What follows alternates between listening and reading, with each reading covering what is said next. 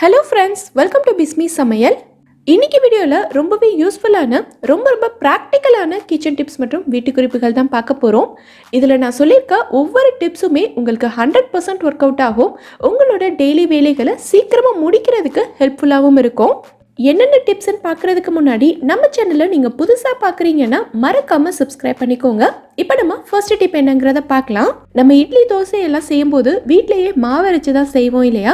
So நிறைய பேரோட பிரச்சனை என்னென்னா, உளுந்து அரைக்கும் போது உளுந்து பொங்கி நிறைய வரமாட்டேங்குது, அதாவது உபரி வரமாட்டேங்குதுன்னு சொல்கிறீங்க. நம்ம மாவு அரைக்கும் போது உளுந்து நல்லா பொங்கி மேலெலும்பி வந்தால் தான் இட்லி சுடும்போது சாஃப்டாக வரும். ஸோ உங்களுக்கு நீங்கள் கிரைண்டரில் அரைச்சாலும் சரி இல்லை மிக்சியில் அரைச்சாலும் சரி, உளுந்து மாவு நல்லா பொங்கி வரணும், நல்லா உபரி வரணும் அப்படின்னா இப்போ நான் சொல்கிற மாதிரி செய்யுங்க. அரிசி உளுந்தெல்லாம் நல்லா கழுவிட்டு ஊற வைப்போம் இல்லையா? குறைஞ்சது 4 to 6 மணி நேரம் வரைக்கும் ஊற வைப்போம்.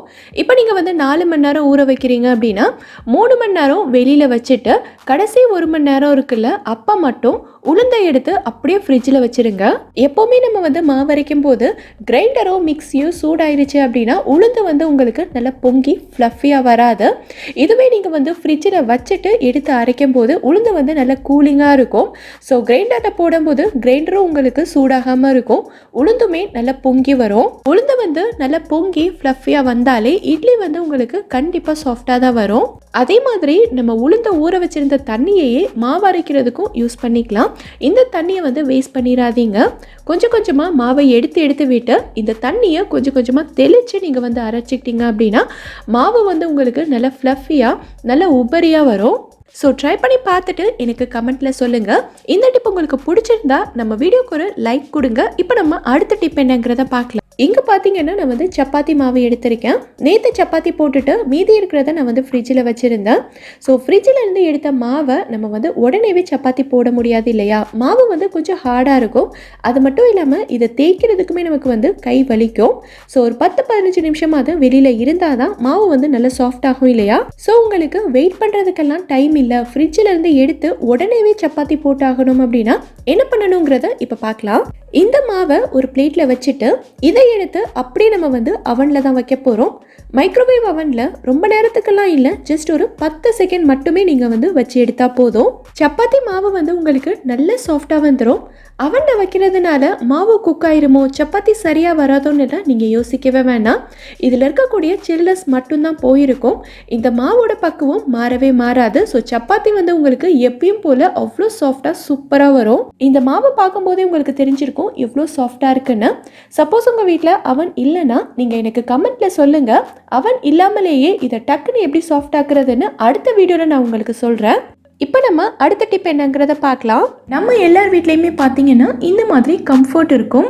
துணிகளை நல்ல வாசனையாக வச்சுக்கிறதுக்காகவும் ரெஃப்ரெஷிங்காக வச்சுக்கிறதுக்காகவும் நம்ம இந்த கம்ஃபர்ட்டை யூஸ் பண்ணுவோம். இந்த வீடியோவை நீங்கள் பார்த்தீங்கன்னா இனி கம்ஃபர்ட் துணிகளுக்காக மட்டும் இல்லை, வீட்டில் இருக்கக்கூடிய அத்தனை பொருட்களை க்ளீன் பண்ணுறதுக்காகவும் நம்ம வீட்டை நல்ல வாசனையாக கமன்னு வைக்கிறதுக்காகவும் இனி இந்த கம்ஃபர்ட்டை மட்டும்தான் நீங்கள் யூஸ் பண்ணுவீங்க. அவ்வளோ யூசஸ் இருக்குங்க இந்த கம்ஃபர்ட்டில். எந்தெந்த மாதிரியெல்லாம் நம்ம பயன்படுத்திக்கலாங்கிறத நம்ம இப்போ பார்க்கலாம். இங்கே பார்த்தீங்கன்னா நான் ஒரு ஸ்பாஞ்ச் எடுத்திருக்கேன். இதை நம்ம நார்மலாக எப்போவுமே பாத்திரம் கழுவுறதுக்கு யூஸ் பண்ணுற ஸ்பாஞ்ச் தான். இதை வைக்கிற மாதிரி ஒரு சின்ன டப்பாவும் எடுத்திருக்கேன். இப்போ இந்த கம்ஃபர்ட்லேருந்து நம்ம கொஞ்சமாக எடுத்துக்கலாம். நான் இன்னைக்கு பிங்க் கலர் தான் எடுத்திருக்கேன். பிங்க் கலர் தான் எடுக்கணுங்கிற அவசியம் கிடையாது. உங்கள் வீட்டில் எந்த கலர் இருக்கோ, அதாவது ப்ளூ, க்ரீன், பிளாக் இல்லை பிங்க், எந்த கம்ஃபர்ட் இருக்கோ எது வேணாலும் நீங்கள் எடுத்துக்கலாம். இந்த கம்ஃபர்ட்டை இந்த ஸ்பாஞ்ச் ஃபுல்லாக இப்போ நல்லா ஊற்றி விட்டுறலாம். இந்த ஸ்பாஞ்ச் கம்ஃபர்ட்டை ஃபுல்லாக நல்லா உறிஞ்சி இழுத்துக்கும். இப்போது இந்த ஸ்பாஞ்சை இந்த மாதிரி ஒரு சின்ன டப்பாவில் வச்சுட்டு இந்த டப்பாவை எடுத்துகிட்டு போய் நம்ம பாத்ரூமில் வச்சிடலாம். ஸோ நம்ம பாத்ரூமில் இருந்து எந்த ஒரு ஸ்மெல்லும் வராது. நம்ம பாத்ரூம் எப்போவுமே நல்ல வாசனையாகவும் ரெஃப்ரெஷிங்காகவும் இருக்கும். பாத்ரூமுக்கு நம்ம தனியாக பாத்ரூம் ஃப்ரெஷ்னரெல்லாம் வாங்கணுங்கிற அவசியம் கிடையாது. இது ஒரு 3-4 நாளைக்கு நல்ல வாசனையாகவே இருக்கும். எப்போல்லாம் நீங்கள் வாசனை குறையுதுன்னு ஃபீல் பண்ணுறீங்களோ அப்போ இந்த மாதிரி கம்ஃபர்ட்டை கொஞ்சமாக இந்த ஸ்பாஞ்ச் மேலே ஸ்ப்ரே பண்ணி விட்டுட்டிங்கன்னா நம்ம பாத்ரூம் எப்போவுமே நல்ல ரெஃப்ரெஷிங்காகவே இருக்கும். அடுத்தது பார்த்தீங்கன்னா நான் இந்த மாதிரி ஒரு ஸ்ப்ரே பாட்டில் எடுத்திருக்கேன். இதை நம்ம தனியாக கடையில் போய் காசு கொடுத்து வாங்கணுங்கிற அவசியம்லாம் இல்லை. நம்ம ஏற்கனவே கிச்சன் க்ளீன் பண்ணுறதுக்குன்னு ஏதாவது ஒரு க்ளீனர் வாங்கியிருப்போம். ஸோ அதோட காலி பாட்டில் தான் இது. இதில் நம்ம கொஞ்சமாக கம்ஃபர்ட் ஊற்றிக்கலாம். கூடவே நான் வந்து 1 கிளாஸ் அளவுக்கு தண்ணியும் சேர்த்துருக்கேன். இப்போ இதை இந்த மாதிரி நல்லா குலுக்கி விட்டுட்டோன்னா இது வந்து நமக்கு ஒரு ஸ்ப்ரே மாதிரி ஆயிரும். இந்த ஸ்ப்ரேயை நம்ம எல்லா இடங்கள்லையுமே ஆல் இன் ஒன் ஃப்ரெஷ்னரை யூஸ் பண்ணிக்கலாம். இப்போ பார்த்தீங்கன்னா கிச்சன் மேடை, அடுப்பு, கிச்சன் கபோர்ட்ஸ் எல்லாமே இந்த ஸ்ப்ரேயை வச்சு நம்ம க்ளீன் பண்ணிக்கலாம். நம்ம கிச்சனில் எல்லா வேலையும் முடித்ததுக்கப்புறமா இந்த ஸ்ப்ரேயை எல்லா இடங்கள்லையும் நல்லா ஸ்ப்ரே பண்ணிவிட்டு ஒரு துணி வச்சு தொடச்சி விட்டுட்டிங்கன்னா நம்ம கிச்சனே நல்ல வாசனையாக இருக்கும். நைட்டு தூங்க போகும்போது கிச்சனை இந்த ஸ்ப்ரே வச்சு நம்ம தொடச்சி விட்டுட்டோம்னா எறும்பு, கருப்பாம்பூச்சி எதுவுமே வராது. கிச்சன் வந்து நல்ல க்ளீனாக இருக்கும். காலையில் நம்ம எந்திரிச்சு வந்து வேலை செய்கிறதுக்கும் ரொம்ப ரெஃப்ரெஷிங்காக இருக்கும். அடுத்தது பார்த்திங்கன்னா கிச்சன் டவல். இந்த கிச்சன் டவலை நம்ம என்ன தான் துவைச்சி காய வச்சாலும் இதில் வந்து ஒரு மாதிரி ஸ்மெல் வந்துக்கிட்டே தான் இருக்கும். ஸோ இந்த கிச்சன் டவலை மடித்து வைக்கும்போது இந்த ஸ்ப்ரேயை எல்லா பக்கத்துலேயும் நல்லா ஸ்ப்ரே பண்ணி விட்டுட்டு நம்ம மடித்து வச்சோன்னா கிச்சன் டவல் எப்போவுமே நல்ல வாசனையாக இருக்கும். மடித்து வைக்கிற கிச்சன் டவலில் மட்டும் இல்லை, நம்ம யூஸ் பண்ணிகிட்ருக்க கிச்சன் டவல்லையுமே இதை லைட்டாக ஸ்ப்ரே பண்ணி விட்டுக்கிட்டோன்னா நல்ல வாசனையாக இருக்கும். இந்த ஸ்ப்ரேயை நம்ம ஃப்ரிட்ஜ் க்ளீனராகவும் யூஸ் பண்ணிக்கலாம். ஃப்ரிட்ஜுக்கு உள்ளே க்ளீன் பண்ணுறதுக்கு இதை யூஸ் பண்ணக்கூடாது. ஃப்ரிட்ஜுக்கு வெளியில், ஃப்ரிட்ஜோட டோர்லலாம் வந்து இதை லைட்டாக ஸ்ப்ரே பண்ணி விட்டுட்டு நல்லா தொடச்சி விட்டுட்டிங்கன்னா ஃப்ரிட்ஜ் எப்போவுமே நல்ல க்ளீனாகவும் வாசனையாகவும் இருக்கும். ஃப்ரிட்ஜோட கைப்பிடியிலையும் இந்த மாதிரி நல்லா தொடச்சி விட்டுருங்க. ஃப்ரிட்ஜில் எப்போவுமே இந்த மாதிரி ஒரு க்ளீனான டவல் தொங்க விட்டுக்கோங்க. ஸோ ஈரக்கையெல்லாம் வச்சு நம்ம ஃப்ரிட்ஜை திறக்க வேண்டியதில்லை. இந்த டவல்லையுமே நம்ம லைட்டாக இந்த ஸ்ப்ரேயை ஸ்ப்ரே பண்ணி விட்டுக்கலாம். நம்ம வீட்டு சோஃபாலையும் இதையே நம்ம வந்து ஸ்ப்ரே பண்ணி விட்டுக்கலாம். நம்ம வீட்டுக்கு கெஸ்ட் யாராவது வராங்கன்னா இந்த மாதிரி சோஃபாவில், டேபிள்லாம் இந்த மாதிரி ஸ்ப்ரே பண்ணி விட்டுட்டோன்னா நம்ம வீடே நல்ல வாசனையாக இருக்கும். வரவங்களுக்கும் ரொம்பவே ரெஃப்ரெஷிங்காக இருக்கும். இந்த மாதிரி சோஃபாவோட சைட்லலாம் ஸ்ப்ரே பண்ணி விட்டுருங்க. இதுக்காக நம்ம தனியாக ரூம் ஃப்ரெஷ்னர் எல்லாம் வாங்க வேண்டியதில்லை. இதுவே நமக்கு போதும், அவ்வளோ வாசனையாக இருக்கும். சோஃபாவில் மட்டும் இல்லை, இந்த மாதிரி நம்ம ஜன்னலில், ரூம்ல எல்லாம் கர்டைன்ஸ் போட்டிருப்போம். இதுலேயும் நம்ம ஃபுல்லாக ஸ்ப்ரே பண்ணி விட்டுக்கலாம்.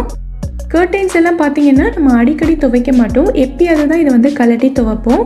ஸோ இது வந்து நம்ம கம்ஃபர்ட் போட்டு துவைச்சி காய வச்சாலுமே வெயிலில் காய வைக்கிறதுனால நமக்கு அந்தளவுக்கு ஸ்மெல் நிற்காது, டக்குன்னு போயிடும். ஸோ இந்த மாதிரி நம்ம கம்ஃபர்ட்டை அப்பப்போ ஸ்ப்ரே பண்ணி விட்டுக்கிட்டோன்னா இது வந்து எப்போவுமே நல்ல வாசனையாகவே இருக்கும். சோஃபாவில், கர்டைன்ஸ்லன்னு மட்டும் இல்லை, வீடு ஃபுல்லாகவே இதை ஒரு ரூம் ஸ்ப்ரே மாதிரி நம்ம யூஸ் பண்ணிக்கலாம். ஒரு பர்ஃப்யூம் யூஸ் பண்ணால் எந்தளவுக்கு ஸ்மெல் இருக்குமோ அதே மாதிரி ஸ்மெல் வந்து இதுலேயும் கண்டிப்பாக இருக்கும். இதை வந்து நம்ம ட்ரெஸ் அயர்ன் பண்ணுறதுக்கு ஒரு ஸ்ப்ரேயாகவும் யூஸ் பண்ணிக்கலாம். ரொம்ப சுருக்கமாக இருக்கிற ட்ரெஸ் எல்லாம் பார்த்திங்கன்னா நம்ம தண்ணி ஸ்ப்ரே பண்ணிட்டு தான் அயர்ன் பண்ணுவோம். ஸோ அந்த தண்ணிக்கு பதிலாக இந்த ஸ்ப்ரேயை நம்ம யூஸ் பண்ணிக்கலாம். நம்ம என்ன தான் கம்ஃபர்ட் போட்டு துவைச்சி காய வச்சாலும் வெயிலில் காய வச்சு எடுக்கும்போது பார்த்திங்கன்னா அதோட ஸ்மெல் கொஞ்சம் கூட இருக்காது. ஸோ அதுக்கு பதிலாக நம்ம இந்த மாதிரி கம்ஃபர்ட்டை ஸ்ப்ரே பண்ணிவிட்டு அயர்ன் பண்ணோன்னா இந்த ட்ரெஸ் வந்து போடும்போதே அவ்வளோ வாசனையாக இருக்கும். நமக்கும் ரொம்பவே ரெஃப்ரெஷிங்காகவும் இருக்கும். இந்த வாசனை ரொம்ப நேரத்துக்கும் இருக்கும். நீங்களும் ட்ரை பண்ணி பாருங்கள். ஒரு பேனை லைட்டாக சூடு பண்ணியிருக்கேன். இதில் 1 டேபிள் ஸ்பூன் அளவுக்கு மிளகு சேர்த்துக்கிறேன். இது கூட 1/2 டீஸ்பூன் அளவுக்கு சீரகம், 1/2 டீஸ்பூன் அளவுக்கு சோம்பு சேர்த்துக்கிறேன். ஸ்டவ்வை நல்லா குறைச்சி வச்சு இதை ஒரு 2 நிமிஷத்துக்கு வறுத்துக்கலாம்.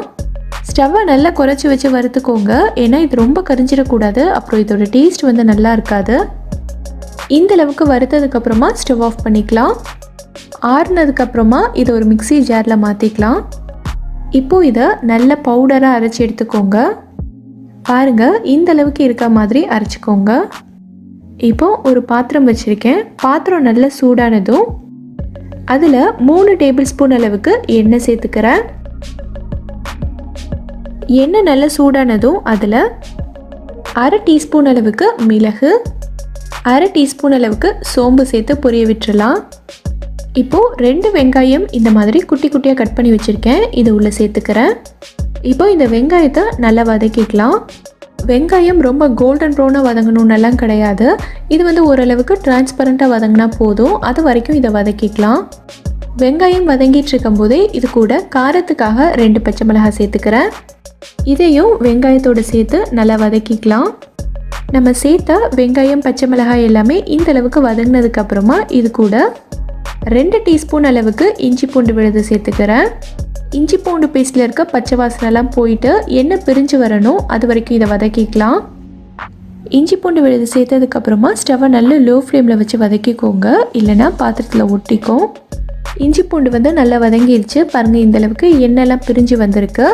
இப்போ இது கூட 2 பெரிய தக்காளி எடுத்து இந்த மாதிரி கட் பண்ணி வச்சுருக்கேன். இதை உள்ளே சேர்த்துக்கிறேன். இப்போது இந்த தக்காளியையும் நல்லா வதக்கிக்கலாம். தக்காளியை இந்த மாதிரி மூடி வச்சு குக் பண்ணிங்கன்னா சீக்கிரமாக வெந்துடும். பாருங்கள் இந்தளவுக்கு வெந்துருச்சு.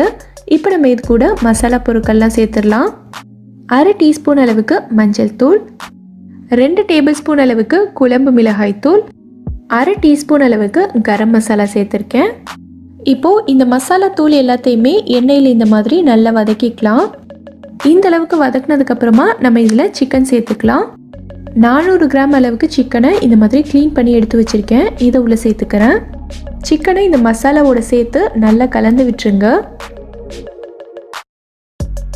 இப்போது நம்ம ஸ்டார்டிங்கில் அரைச்சி வச்சுருந்த மசாலா பவுடரை இது கூட சேர்த்துக்கலாம். இதையும் சிக்கனோட சேர்த்து நல்லா கலந்து விட்டுருங்க. இப்போது இந்த சிக்கனை மூடி போட்டு 2 நிமிஷத்துக்கு நல்லா வேக விட்டுறலாம். 2 நிமிஷத்துக்கு அப்புறமா நம்ம ஓப்பன் பண்ணி பார்க்கலாம். சிக்கன்லேருந்து தண்ணியெல்லாம் நல்லா வெளியில் வந்திருக்கு. இந்த தண்ணியிலே இது வந்து ஓரளவுக்கு குக் ஆகிடும். உங்களுக்கு தண்ணி தேவைப்பட்டுச்சுன்னா நீங்கள் 1/2 கப் தண்ணி மட்டும் சேர்த்துக்கோங்க. இதை ஒரு மூடி போட்டு மறுபடியும் 5 நிமிஷத்துக்கு வேக விட்டுக்கலாம். இடையில அப்பப்போ ஓப்பன் பண்ணி கிளறி விட்டுக்கோங்க. இப்போ பாருங்கள் சிக்கன் இந்த அளவுக்கு குக் ஆகிருக்கு. இந்த ஸ்டேஜில் நம்ம வந்து பொங்கலுக்கு தேவையான அளவுக்கு தண்ணி சேர்த்துக்கலாம். நான் இன்னைக்கு 1 கப் அளவுக்கு பச்சரிசி எடுத்திருக்கேன். ஸோ அதே கப்பில் 4 கப் அளவுக்கு தண்ணி சேர்த்துக்கிறேன். தண்ணி சேர்த்துட்டு நல்லா கலந்து விட்டுக்கோங்க. இப்போது இந்த பொங்கலுக்கு தேவையான அளவுக்கு உப்பு சேர்த்துக்கலாம். இதையும் நல்லா கலந்து விட்டுறலாம். இப்போது இந்த தண்ணி வந்து நல்லா கொதிக்கணும். தண்ணி நல்லா கொதிச்சதுக்கப்புறமா நம்ம அரிசி சேர்த்துக்கலாம். இப்போ பாருங்கள் தண்ணி இந்த அளவுக்கு நல்லா கொதிச்சிருச்சு. இப்போ நம்ம வந்து அரிசி சேர்த்துக்கலாம். நான் இன்னைக்கு 1 கப் அளவுக்கு பச்சரிசியை நல்லா கழுவி எடுத்து வச்சுருக்கேன். அதை உள்ளே சேர்த்துக்கிறேன். அரிசி சேர்த்துட்டு ஒரு தடவை இந்த மாதிரி எல்லாத்தையும் நல்லா கலந்து விட்டுக்கலாம். அரிசி சேர்த்துட்டு தண்ணி இந்த மாதிரி நல்லா கொதிச்சிருச்சு. இப்போ ஸ்டவ்வை மீடியம் ஃப்ளேமில் வச்சுக்கோங்க. இந்த பாத்திரத்தை ஒரு மூடி போட்டு 20 நிமிஷத்துக்கு நல்லா வேக விட்டுருங்க. இடையில அப்பப்போ ஓப்பன் பண்ணி இந்த மாதிரி நல்லா கலந்து விட்டுக்கோங்க. இப்போது 20 நிமிஷத்துக்கு அப்புறமா நம்ம ஓப்பன் பண்ணி பார்க்கலாம். இந்த ஸ்டேஜில் கரெக்டாக பொங்கல் கன்சிஸ்டன்சியில் இருக்க பாருங்கள். இப்போ நம்ம ஸ்டவ் ஆஃப் பண்ணிக்கலாம். அவ்வளோதான், நம்மளோட சிக்கன் பொங்கல் இப்போ ரொம்ப சூப்பராக ரெடி ஆயிடுச்சு. இந்த ரெசிபியை நீங்களும் ட்ரை பண்ணி பாருங்கள். ட்ரை பண்ணிவிட்டு எப்படி இருந்ததுங்கிறத கீழே இருக்கக்கூடிய கமெண்ட் பாக்ஸில் எனக்கு சொல்லுங்கள். நம்ம எல்லார் வீட்லேயும் பார்த்தீங்கன்னா டஸ்ட்பினில் இந்த மாதிரி அடியில் ஒரு பேப்பர் வச்சுட்டு அது மேலே ஒரு கவர் போட்டு தான் குப்பை போடுவோம். ஸோ இந்த பேப்பர்லேயும் நம்ம கொஞ்சமாக கம்ஃபர்ட்டை ஸ்ப்ரே பண்ணி விட்டுக்கலாம்.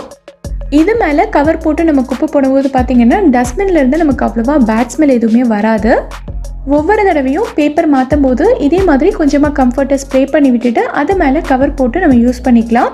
பேட் ஸ்மெல் எதுவுமே வராது. இந்த வீடியோவில் நான் கம்ஃபர்ட் வச்சு சொல்லியிருக்க டிப்ஸ் எல்லாமே உங்களோட டெய்லி லைஃப்பில் ரொம்பவே யூஸ்ஃபுல்லாக இருக்கும் நம்புகிறேன். யூஸ்ஃபுல்லாக இருந்துச்சா அப்படிங்கிறத கீழே இருக்கக்கூடிய கமெண்ட் செக்ஷனில் எனக்கு சொல்லுங்கள். இந்த வீடியோ பிடிச்சிருந்தா லைக் பண்ணுங்கள். உங்கள் ஃப்ரெண்ட்ஸ் உங்கள் ஃபேமிலி மெம்பர்ஸ் கூட இந்த வீடியோவை ஷேர் பண்ணுங்கள். மறக்காம நம்ம பிஸ்மி சமையலுக்கு சப்ஸ்கிரைப் பண்ணிவிட்டு பக்கத்தில் இருக்கக்கூடிய பெல் ஐக்கானையும் கிளிக் பண்ணி அதில் ஆல் ஆப்ஷனையும் செலக்ட் பண்ணுங்கள். தேங்க்யூ.